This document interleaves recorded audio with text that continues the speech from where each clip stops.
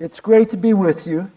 I'm a fanatic about taking notes, and so all through the conference I've written down almost everything I've heard, and I have a habit of putting stars next to the things that really grab me, and then lots of stars next to the things I think are most important. As I start today, I want to share with you what I think was the single most important thing I've heard at this conference. And the reason it's so important is it ties to words that Andy just said about the capacity to move from cynicism to hope and to build hope in other people. And the most important thing I've heard is a story that Scott Drew told us this morning. I came from a small town in North Carolina. No one left this town. I went to college. I got a job. And I thought that my role was to make powerful people happy. And so that's what I did, and I succeeded. And I was miserable.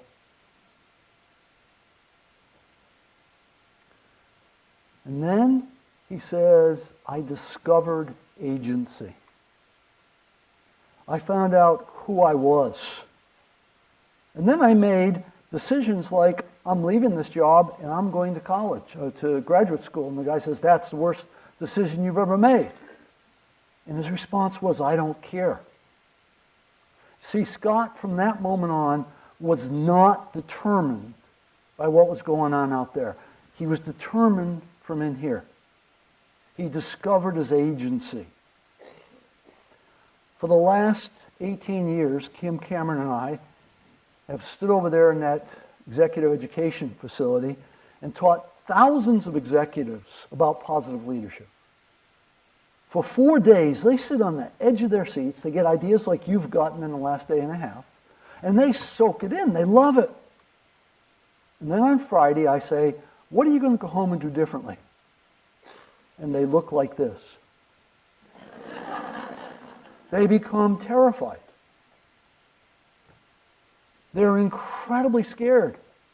They don't dare go home and try to implement the ideas that you've learned because they know what the culture is like back there.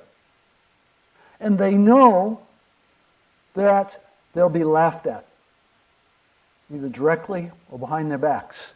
And they'll lose credibility. And they'll be alone. I've had at least 4 people come up to me at this conference and tell me an incredibly intimate story about their loneliness. And then changing. The concepts you've learned here are incredibly powerful. Many of you listen to them and you have a sense of not only inspiration, but calling. Many of you have talked to me about, I feel like this is my work. But you can't do that work unless you have what Scott talked about. I want to share with you 2 of the most profound notions I've uncovered in my career. And they have to do, in the end, with the question that changes everything. One question, and it changes everything. But you can't learn to ask this question unless you change how you learn. And that's what I want to talk about. I want to answer 4 questions. What is social excellence? What in the world is that? When do you see it? When you learn from it, what new question does it lead you to ask, and how does asking that question change everything? And so what? That's what I'd like to cover in the next few minutes. If you look at this diagram, in the middle of this diagram is a list. This list is a very, very important list. These are the fundamental assumptions that drive your life every single day. The organizations that we live in are driven by this list of assumptions. These assumptions come from social scientists who have done hundreds of thousands of studies. And they come back and say, here's what the world looks like. People are self-interested. People are rational decision makers. Resources are scarce. Conflict is inevitable. These are the fundamental assumptions of economics, of organization theory, of all the disciplines taught in this cathedral. We say, well, economics is a gloomy science, meaning they make these assumptions. Why in the world is this the case? Well, because these social scientists study you and I. And this is what they find. Because even though there's all positive people in this room, right here, just below here, is our first unconscious theory. And it's this theory. How many of you, when you left home this week, locked the door? Why'd you lock the door? Because that's a very sound thing to do. And from the time you could talk, and your mother said, because I said so, and if you don't eat half that plate, you're not getting dessert, that's a transaction. That's this model. And we learned it from the time we could talk. And the people we live with, in the organizations we work in, they live by this model. This is the dominant theory, even if it's not articulated. The result is that it's very normal for organizations to decay every single day. They move to the left. And when we move to the left, the dynamic changes. In the middle of that curve, we rely on the left brain. Our logic is linear. We solve problems by thinking about cause and effect. As we take these assumptions and live them every day, we do things like, you know, these people, because you can't trust them, you've got to build a control system. And when you do, you know what people do? Yes, you do know. They resist. And when you resist, that's data for me. And I say, you know what? I need to build a better control system. Now that's called a vicious cycle. And it initiates other vicious cycles. And I can't solve that logic because what made me successful yesterday, when I apply it today, it gets worse. Something just turned upside down. That's what Einstein meant when he said you can't solve problems at the level at which they were created. You have to think at a different level. At the other side of this curve is the exact same dynamic turned upside down. It's a virtuous cycle. It just keeps getting better and better. That can't be understood from the middle of the curve either. Now what happens? We lose our communal focus.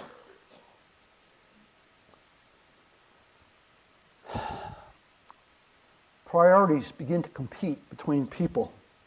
We see negative peer pressure in every organization. The pressure is not to perform. That's not just a blue-collar phenomenon. It's all the way to the top. People in the C-suite are terrified of deviating. That's why they come here and they get that look on their face on Friday. I can't go back to my company and introduce these ideas. They'll kill me. Micromanagement follows. The interactions become constrained. We begin to reproduce the past in everything we do. Control further intensifies. We avoid work. Conflict increases. We have isolated silos, and we burn resources. In our economy, we burn billions of dollars every day because of human ego. Does that side of the curve look familiar to you? Raise your hand if that's familiar. That's the reality we see every day. We see the middle of the curve and we see the left end. That's our life. That's why you're here, looking for a whisper of hope. Now, scientists tell us human beings learn from failure. Scientific fact. Managers solve problems. They complete tasks. They solve problems. That's what managers do. In other words, managers are constantly trying to restore the order at the middle of that curve. That's what problem solving is. Now, the huge question is, what does the right side of the curve look like? Let's take a look. When we find social excellence, people are embracing higher purpose. We've heard that phrase a number of times this week. The vision is shared. We have so much rhetoric about vision. We often use the term shared vision, but the emphasis doesn't get placed on shared.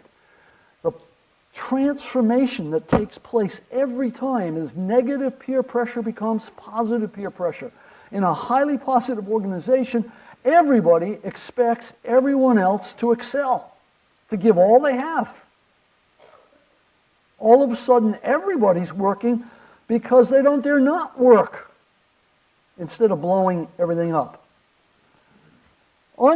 Incomprehensible concept, distributed leadership. That is, everybody's leading. We all know that's impossible. Authentic dialogue.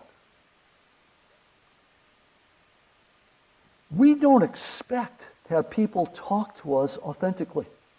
We expect them to be running an agenda, to somehow manipulate us, to buy their product, to comply with whatever it is they're trying to get us to do.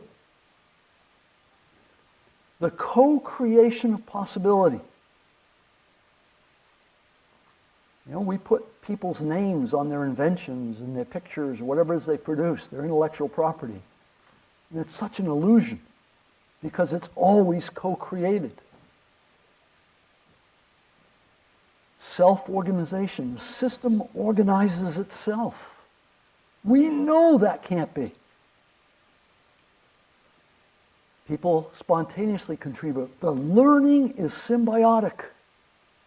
I had lunch with someone yesterday. It was spectacular. He was saying, well, I'm thinking about this. I've been working on this. I said, whoa, that reminds me of this. He said, I've never thought of that before. You put that with this.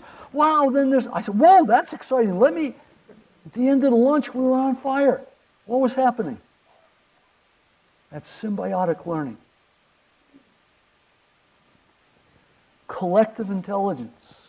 In those classes, I use this term all the time. They all nod. They have no idea what collective intelligence is because you and I have been trained forever that intelligence is inside individual heads. It's measured by something called IQ. You go out and hire the smartest people, and then you have a great organization. That's not collective intelligence.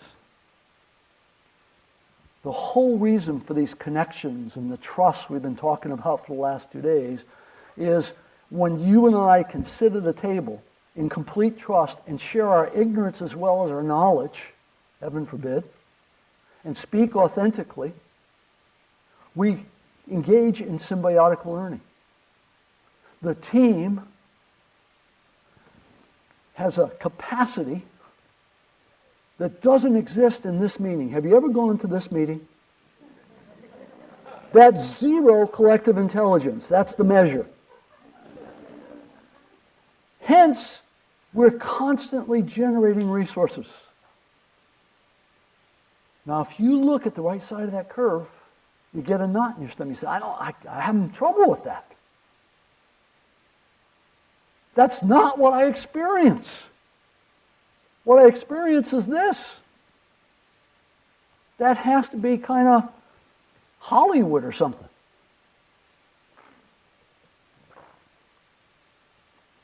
Now, I want to suggest to you that social intelligence occurs all the time. All the time.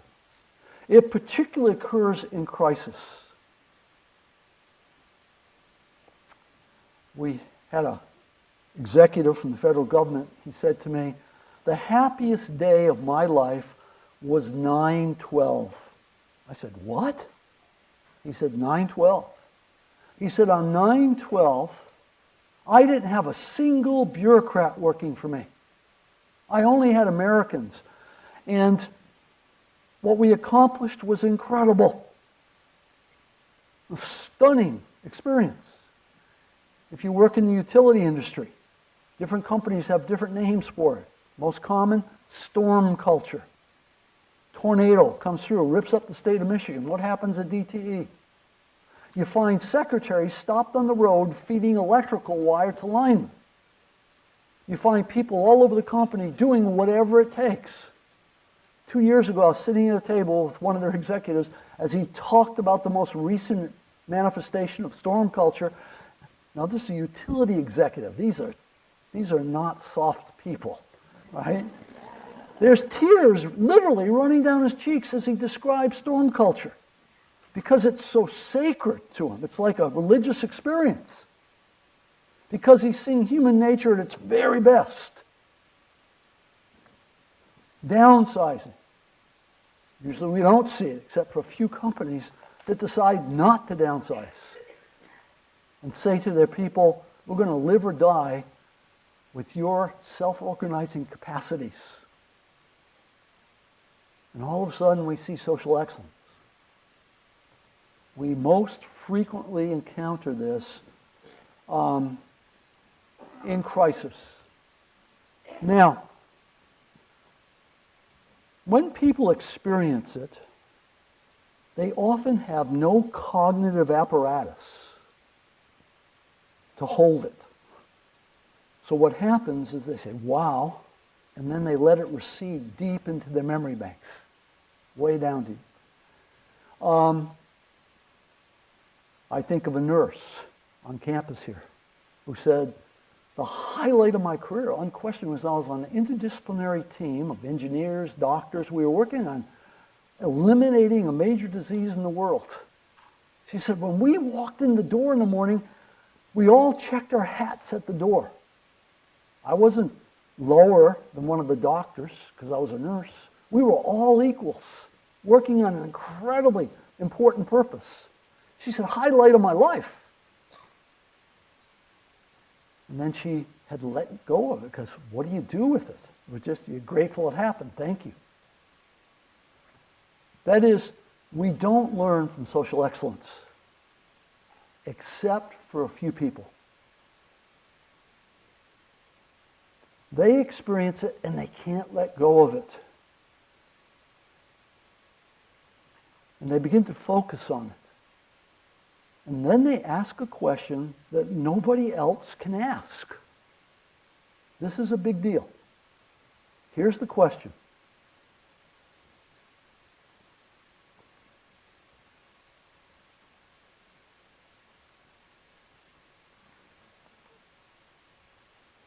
I want to give you some examples.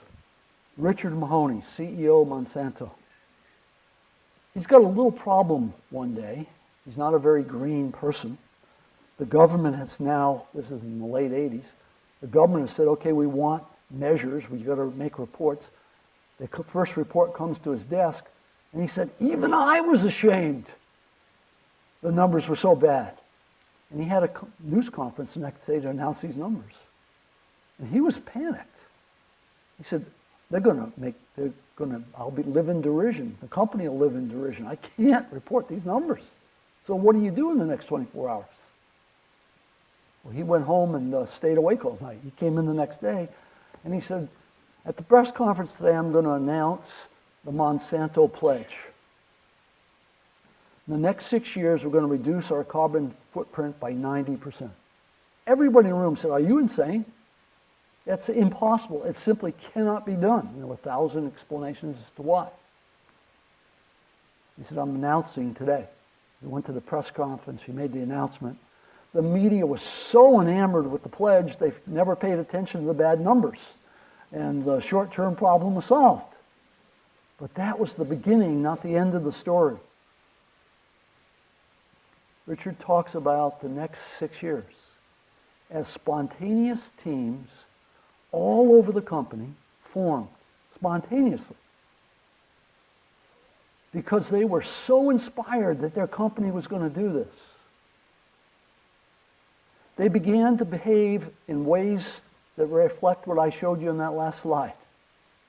He became obsessed with this. He began to study it. He began to talk to other business leaders. Some shook their heads, what are you talking about? A few of them knew what he was talking about. He formulated his own informal theory. In answer to the question, if this happens in crisis or in some extreme situation, what can I do to create it? Can it be created? Not long ago, I met an amazing man. He went to the first Gulf War, and at the start of that war, we had a crisis. The crisis was the army was prepared to fight in Europe, not in the desert. That meant all the equipment had to change, all the strategies, everything had to change, and there was no human mind that could manage that complex process. So all they could do is, hey, folks, do the best you can. His people did everything that needed to be done, and he was stunned.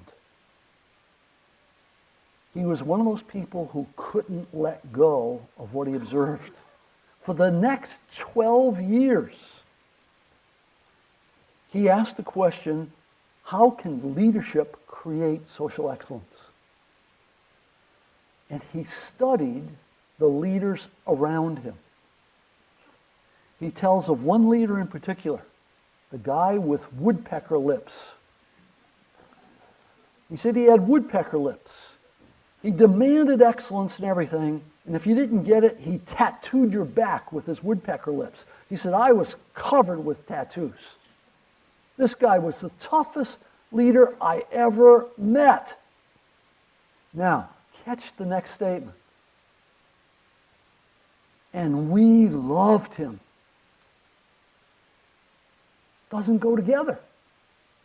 Toughest manager ever, we loved him. Why do we love him? Because he always put our interests first. It was about our growth.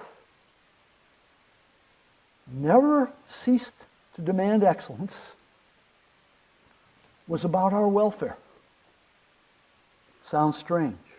30 years of research have shown, study after study, it's scientifically sound. The best leaders are high on task, very demanding, and high on people. They nurture people into discovering how to do the impossible. Scientific fact. Next Gulf War came. He went. He was now ready.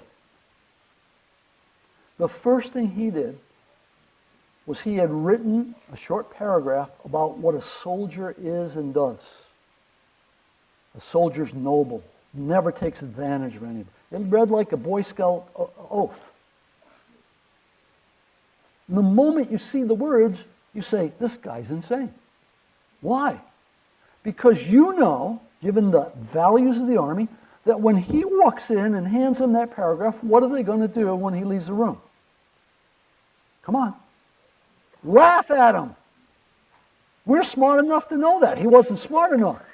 No, it wasn't he didn't smart enough. It was he didn't care because he had agency. But that's not all he did. He said, I treat every private with respect. And every officer and every non-commissioned officer will treat every private with respect, and will treat each other with respect. And then, he said, we will do everything with excellence. We will be better than every other battalion on every single measure. And what happened? They were better than every battalion on every single measure. All the way to things like PE scores, physical ed training scores, donations to charity, everything they measured. He said it was just expected that we be excellent.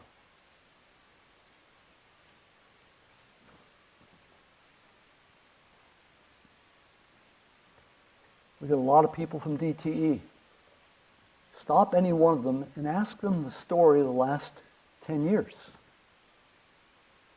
In 2008, that company faced a crisis that everybody faced, called the recession of 2008. Jerry Anderson, CEO, didn't know what to do. So he said to his people, I think you know what to do. I don't, but you do. I don't know what to ask you to do. And 2009 was the best year in the history of the company.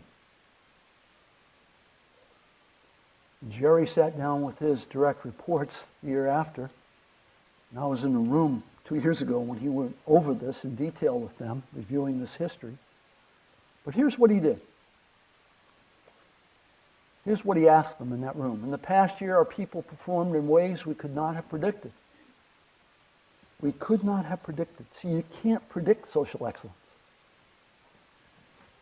What should we learn from our experience? And how can we keep our employees performing that level? Not due to crisis, but through our own leadership. Jerry was literally asking the question that changes everything. Most people never ask this question because they don't believe in social excellence. They can't articulate social excellence. The research that's driven the positive movement at Ross Business School is about some form of social excellence. Individually, team, organization, it's about living on the right side of that curve. He then did a very interesting thing. Here's the 4 questions that followed. Question number 1. Look, this is our company. What do you want to make of it? You're a vice president. What do you want to make of this company? Question 2. What in your values and beliefs makes you care about creating that future? See the word belief. How many times has the word belief come up in the last 2 days? Because that's the center of the POS effort. It's about changing beliefs. Because people don't believe in what we're aspiring to. This cultural change stuff that we just talked about is about changing beliefs. You don't change culture until you change the beliefs. There are not many courses at business schools teaching MBAs how to change other people's beliefs. There are courses that are called leadership courses. They just don't teach you leadership. How would you describe that future in a vivid, tangible way that makes you concrete for you? How can we as a team align to make that future real? He then did an interesting thing. He said, take these 4 questions, go back to your office, spend an hour, and write an answer to each of these 4 questions. Then come back. I want you to share your answers. And they did. Now this is 2010. Those answers turned into the new vision for the company. Since 2010, they've tripled their stock price. They became a best place to work. This is a utility company. Best place to work award. Impossible. And 5 or 6 other very impressive things.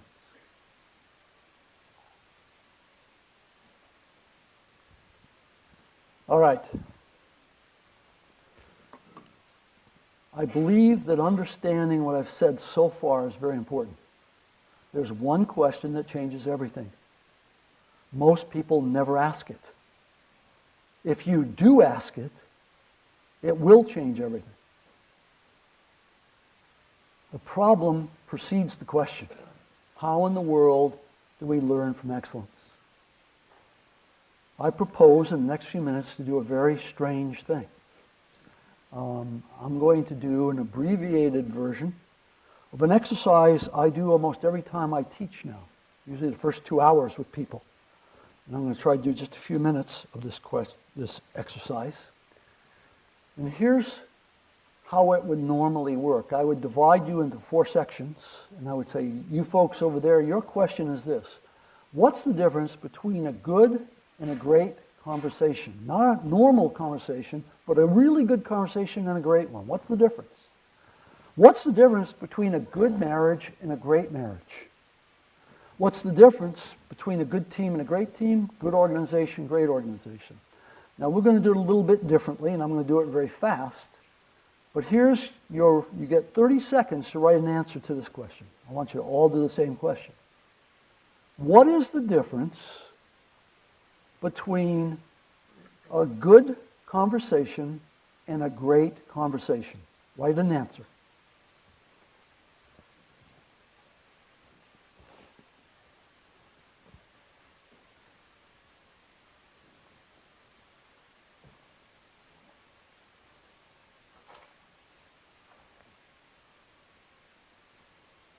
Okay, you have 30 more seconds. Convince the person next to you that you're right. Go.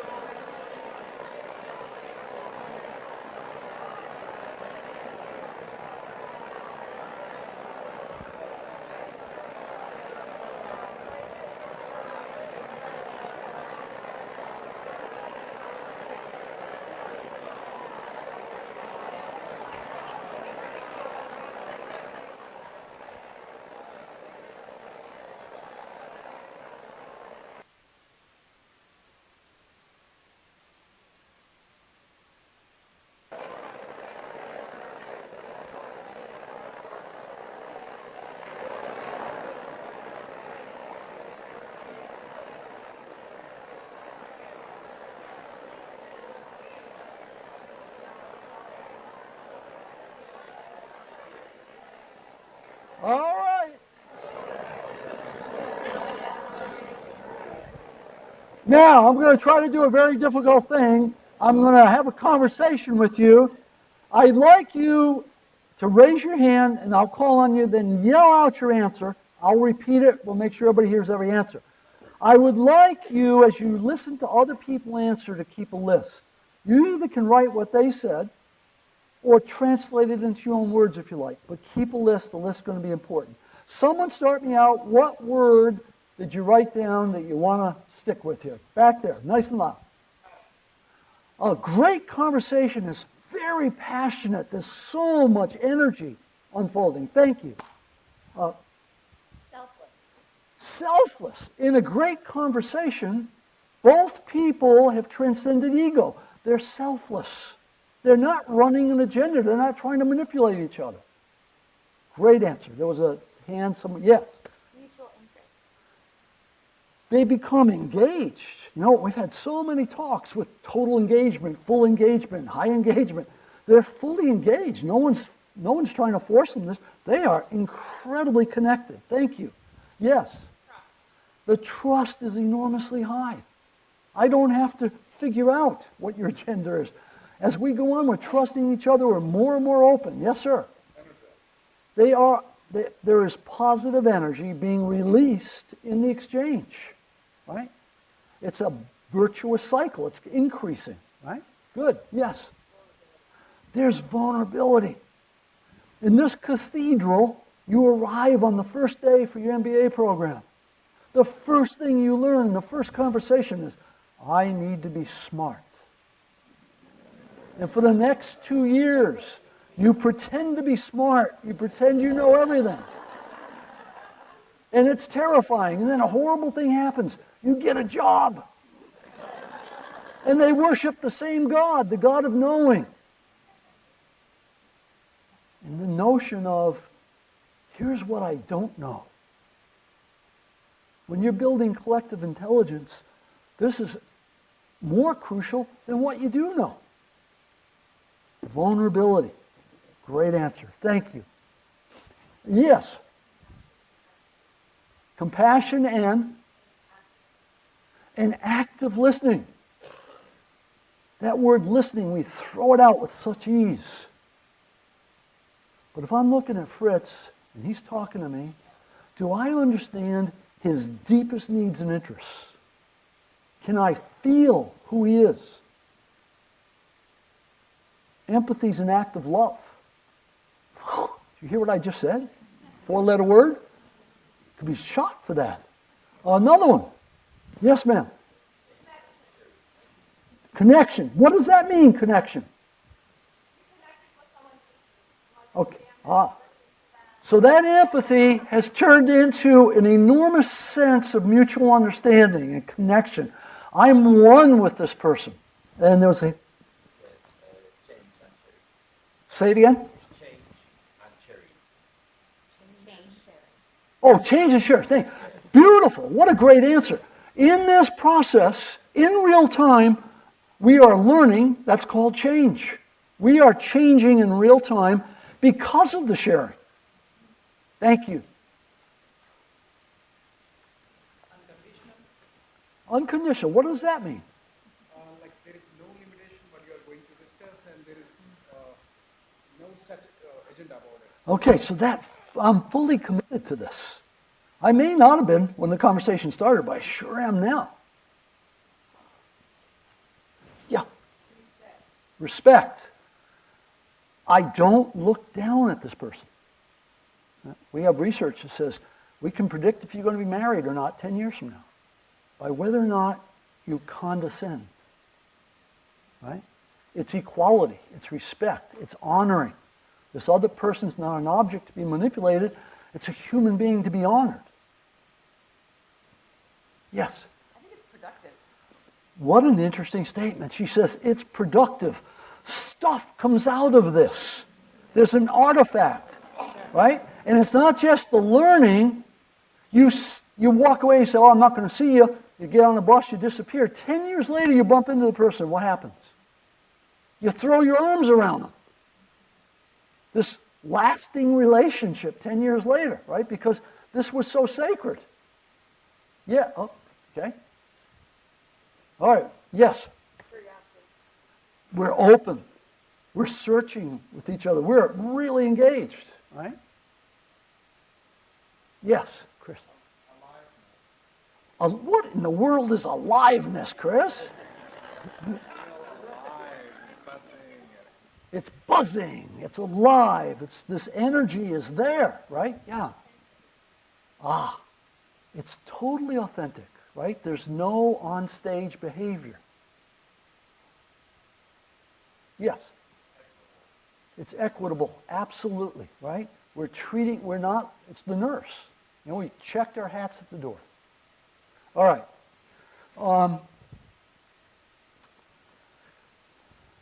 So look at your list. It's a pretty interesting list. It's not about a static thing. It's about a dynamic thing. It's about a complex adaptive system called a conversation. Now, I want you to put on your imaginative hats and imagine that we went to the next three topics. And we made a similar list about the difference between a good marriage and a great marriage. There would be some things different. For example, in marriage, someone almost always talks about intimacy. Well, that would be different than a great conversation. But there's more than 80% overlap. So then we talk about a great team. Is there overlap? Absolutely. Great organization, there's overlap. We begin to see something when we have this conversation about these things, we begin to see some things we normally can't see. And it's really, really interesting. Because if I had a big whiteboard up here and captured everything you said and did the other three columns, it would be an interesting whiteboard. I would then ask you two simple questions. Number one, what is your definition of social excellence? And everybody writes something different, but you get some profound answers. But then there's a second very important question. How do you create social excellence? Make your list. Now the interesting thing about that list, everybody in the room writes real answers that reflect real leadership. You transcend your own ego. You show respect and honor. Virtually everything you've talked about the last day and a half.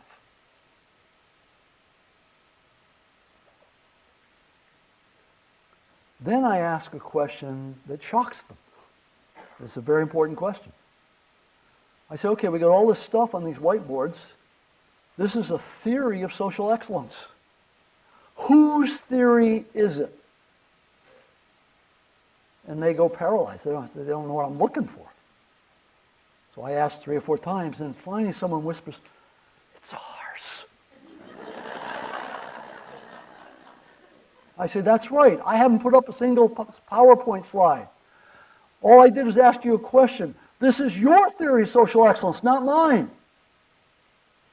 Now, another really profound question. Where did it come from? Because before you came in the room, you didn't have a theory of social excellence. Where did this come from? Here's the answer. It came from our suppressed experiences. You see, a great conversation may be one time in 1,000, but you don't have 1,000 conversations, you have 1,000,000 conversations. That means you often have bumped into this rare phenomenon called great conversation. You've seen some great marriages. You've seen some great teams. You've seen some great organizations. You've had enough experiences that you didn't learn from, tucked away down here, that when we have this conversation, you can put the input in. Not somebody else's input, it's your input. It's your observations. It's your, here's the key word, beliefs. You already believe in social excellence, you just don't know it. The moment you see that, something miraculous happens. What is it?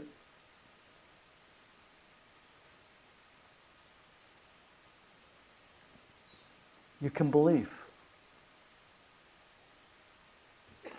And if you start to believe that social excellence is real, then you can ask what? How can we create social excellence? See, when you go home and you try to talk to those other people back there that haven't ever been here, they think you're insane. They know what you're talking about is impossible. They know it. They're sure. Because this theory, the one in the middle of the curve, which is right here, is what's dominating. Until there's a conversion to that second, deeper theory, now think Scott.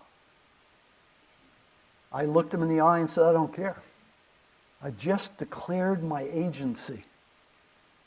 I am now going to contribute the rest of my life. I, Scott, am going to live by purpose. And what happens to individuals in that scenario is what happens to organizations. We had 3 or 4 stories the last day and a half of real purpose-driven organizations. They were not living by convention. They were doing strange things.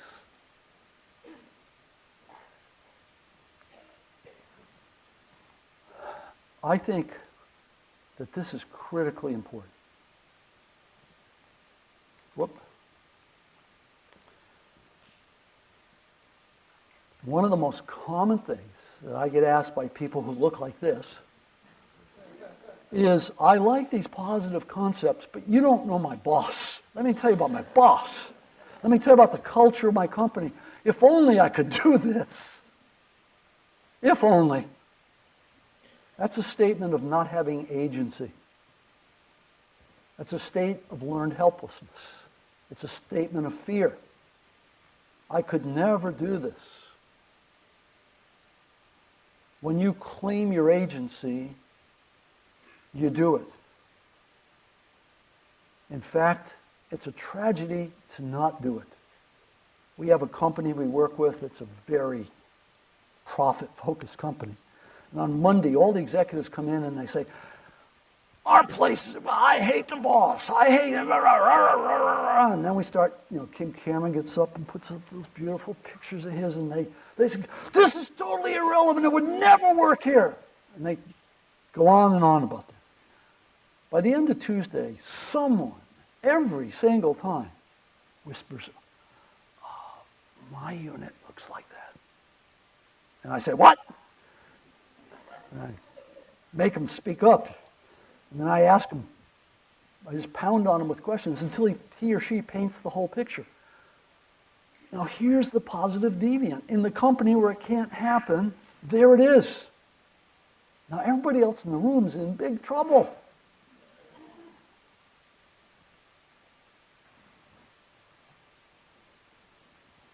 One more story. Having everything to do with what I'm talking about now and about what you can do. I have a friend, his name is Larry Dewey. He's a psychiatrist. He just retired.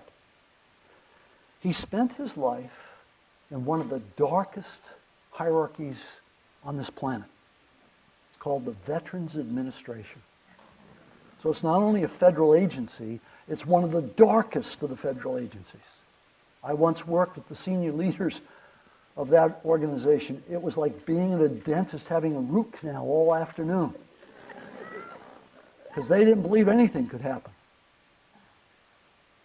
Larry Dewey was hired in a little tiny town called Boise, Idaho. He was in charge of the mental health extension system. And he did a very curious thing. It looked a lot like the picture up on the screen. Larry Dewey took a piece of paper and he said, "This is my dream." The dream looked a lot like social excellence. And he said, "This is my value set. These are my deepest values around leadership."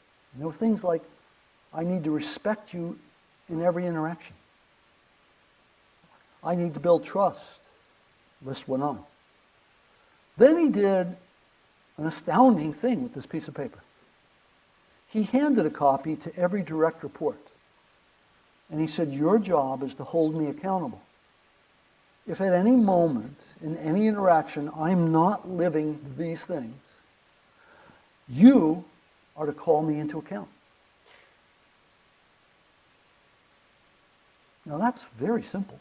It's inside a zone of control. Easy to understand. When I laid out for executives, no one buys it. I couldn't do that. That's a great test of integrity. Am I really a leader of my unit? Do I care more about the welfare of the unit than I do for my own ego? That's what that thing is testing. Now here's the interesting thing. Now remember, what agency was this? His boss comes to him after 3 years and says, "Larry, you're the luckiest person I've ever met." He said, "Well, why is that?" He said, "The biggest problem in mental health and the Veterans Administration is we can't get good people. You've got the best people I've ever seen. I've never seen someone so lucky in hiring." After a couple of decades, Larry noticed a pattern. Every year, when there's any budget increases at all, Boise, Idaho gets one every time. So he asks about it. And they said, "Oh yeah, we get more bang from the buck for Boise, Idaho than any other unit in the entire federal agency." Larry Dewey is not the CEO. He's not the secretary, the head of the agency. He's this lowly mid-manager in the middle of the dark bureaucracy. If you look across the last 18 years of research in positive leadership, we find the positive leaders everywhere. You heard the stories about the custodians. Jane and some other folks did that first study. Custodians leading at the hospital, changing patients' lives. And when she went to their bosses and said, "What do you know about these folks?" the bosses were totally impervious, just had no idea there's any difference between their custodians.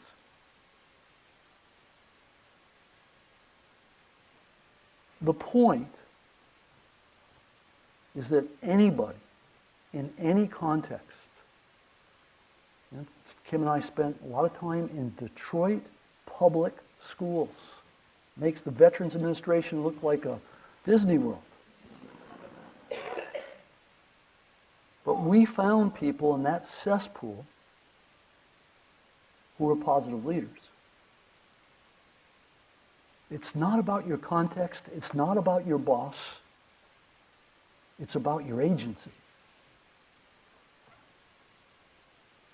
And there are two transformations. One, you have to start learning from excellence. And science says you can't do that. You've been trained to learn from failure. You have to make a decision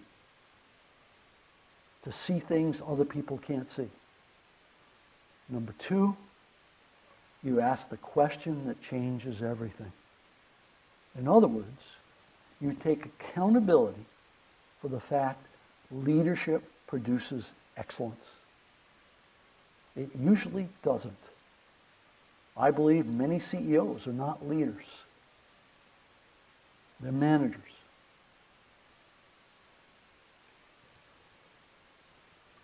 But after 18 years of doing this, I am absolutely convinced that it's a personal decision.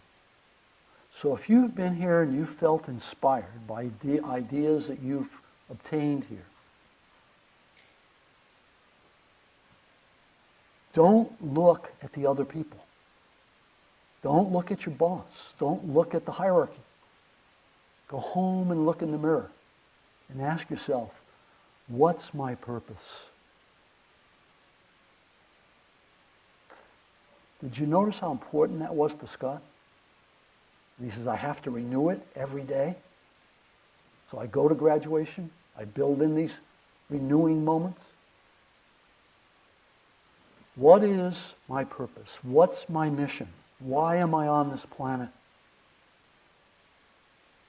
You've got to know the answer to that question. That's where courage comes from. That's where commitment comes from.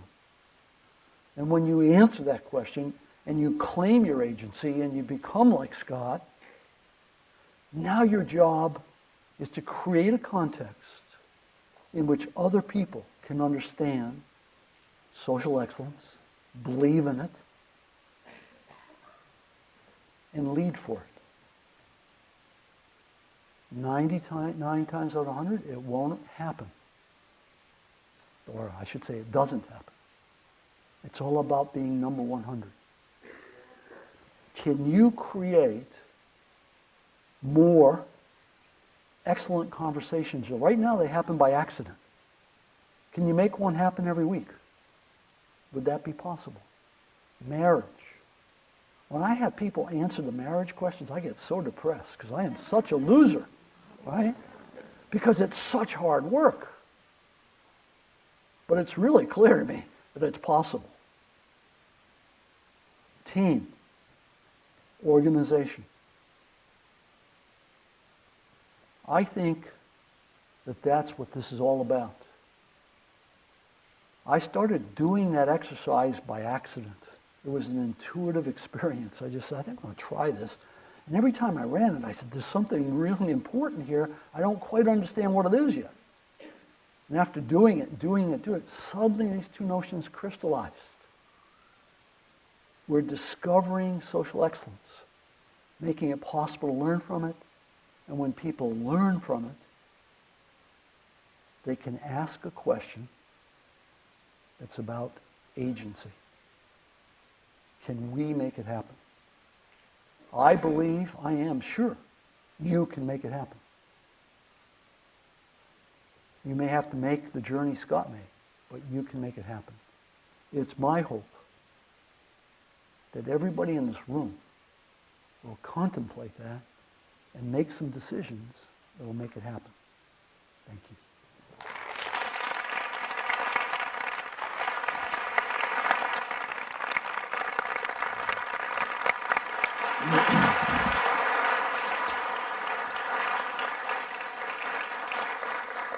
It's all about agency. I just want to point out that I had my agency affirmed. There is a Yoda on the poster over there.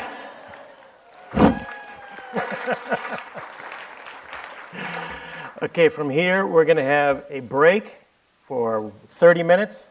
You'll come back here at 3:15 for our final keynote from Ari. I encourage you to come and hear Ari, and also Chris is going to get tested because Chris has to introduce him, and his last name is not the easiest to do. And to give you a sense of the details of that, we, in preparation, Angie gave us a list of everybody's name and phonetically how to pronounce them, except for Ari. Ari, we got a video on how to pronounce Ari's last name. So Chris, the pressure's on you. So 3:15 back here.